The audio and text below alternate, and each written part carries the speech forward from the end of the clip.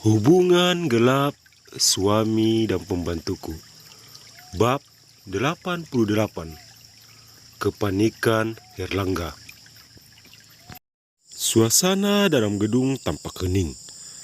Tetesan air yang sesekali terdengar memantul ke segala penjuru ruangan.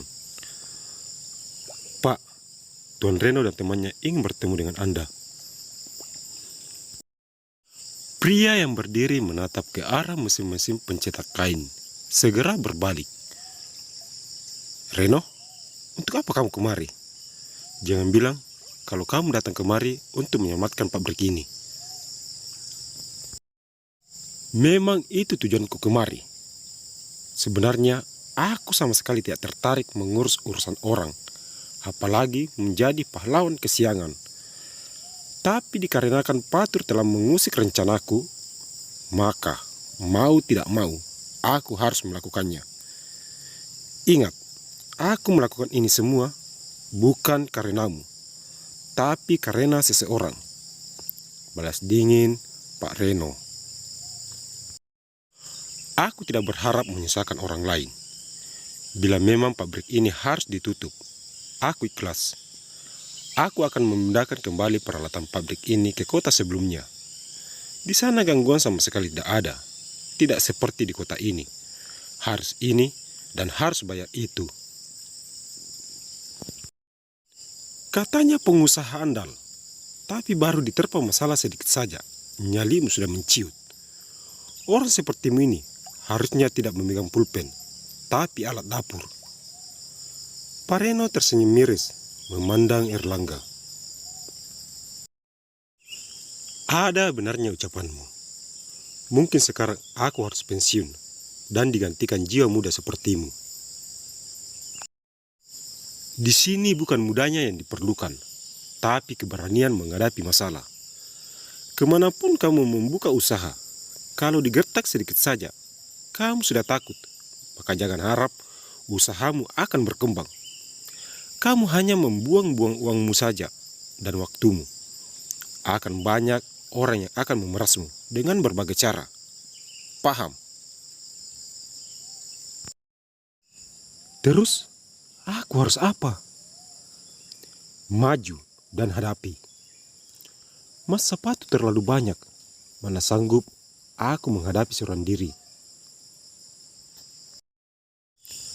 Sebagian besar dari para pendemo itu ikhlas melakukan demo karena kesadaran akan lingkungan. Tapi selebihnya, mereka itu hanya pasukan nasi bungkus yang dibayar Patur untuk menakut-takuti pengusaha dan pejabat yang tidak sejalan dengannya. Herlangga mencoba pergi, tapi segera dihalangi oleh Pak Reno. "Astaga, kenapa juga ibuku suka dengan pria seperti ini? Menyebalkan sekali," gerutu Reno dalam hati. "Kenapa menghentikanku? Bukankah tadi kamu bilang aku harus menghadapi mereka?" Dalam mengambil suatu tindakan, kita perlu memikirkan dulu dampaknya. Di sini, kita tidak menghadapi 1-2 orang saja, tapi massa. Kalau hanya mengandalkan tenaga, jelas kita kalah. Makanya itu, kita perlu sebuah strategi agar suara kita lebih didengar massa itu ketimbang suara Patur. Kalau begitu, semuanya kuserahkan padamu. Aku akan turut sesuai perintahmu. Bagus. Sekarang kita susun strategi bagaimana mengalahkan Patur dengan menggunakan massanya sendiri. Perbincangan serius terjadi di antara mereka. Pak Reno memberi tugas pada mereka masing-masing, hingga mereka paham apa yang akan mereka lakukan untuk menghadapi lautan manusia di luar sana. "Baiklah, kalau kalian sudah mengerti tugas kalian. Sekarang, mari kita bergerak." Keempatnya keluar dari dalam pabrik. Sementara itu, di luar sana, sudah banyak massa berkumpul di depan. Riuh suara mereka pecah menyoraki agar pabrik itu segera ditutup. Orasi demi orasi mereka perdengarkan. mulai dari dampak yang ditimbulkan oleh pabrik itu dan cara membakar semangat massa untuk terus menyuarakan aspirasi mereka. Yang menjadi orator saat itu adalah Fatur sendiri. Dia benar-benar pandai membakar semangat massa yang jumlahnya hampir ribuan orang. Bila pabrik tekstil ini masih terus beroperasi, maka polusi dan pencemaran udara akan terus terjadi di mana-mana. Akan banyak ekosistem kita yang rusak dan punah. Air kotor, udara penuh asap hitam, serta pH tanah semakin berkurang. Kita tidak akan menikmati lagi udara segar di pagi hari karena tumbuhan tidak bisa tumbuh dan hewan-hewan yang selama ini kita jaga kelestariannya mati mengenaskan akibat dari asap dan polusi yang ditimbulkan dari pabrik tekstil itu. Benar, kalau pemerintah tidak bisa menutup pabrik itu, maka kita sendiri yang akan menutupnya. Teriak kumpulan massa sambil mengangkat tinggi-tinggi spanduk mereka. Mohon perhatiannya saudara-saudara. Negara kita adalah negara hukum, jadi jangan berbuat anarkis. Tadi kita sudah sepakat kalau demo ini akan berjalan damai. Maka itu, ikuti semua prosedur demo agar tidak terjadi hal yang tidak kita inginkan. Seorang anggota polisi berpangkat bintang mencoba mereda emosi para pendemo dengan menggunakan pengeras suara. Kalau begitu, suruh Erlangga keluar untuk menemui kami. Kalau tidak, maka jangan salahkan kami jika kami berbuat di luar batas. Kembali Fatur membakar emosi massa. Betul, Erlangga, keluar kamu. Jangan bersembunyi di belakang polisi-polisi itu. Botol minuman mulai melayang ke arah polisi dan beberapa orang yang sudah dipersiapkan Pareno. Saling dorong pun tidak bisa dilakukan lagi antara para pendemo dan pihak kepolisian. Anda tidak ada pagar betis.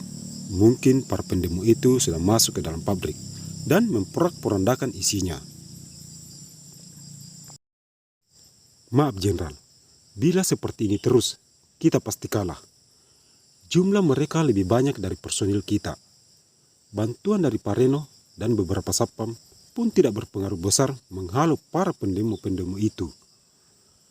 Ucap salah seorang perwira polisi pada atasannya dengan wajah kepanikan.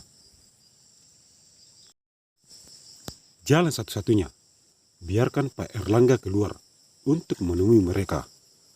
Lindungi, jangan sampai para pendemo itu menyentuhnya. Baik Jenderal. Perwira itu segera pergi dan masuk ke dalam pabrik. Tidak lama kemudian, sebuah mobil kepolisian keluar dan berhenti di depan pagar betis. Erlangga, keluar dan temui kami. Jangan hanya bersembunyi di dalam cangkangmu. Kembali terdengar teriakan di antara pendemo. Pak Erlangga akan keluar dan bicara dengan kalian. Tapi kalian juga harus janji akan tertib. Jangan ada tindakan yang bisa membahayakan jiwanya. Kami janji, asal Erlangga mau berhadapan langsung dengan kami.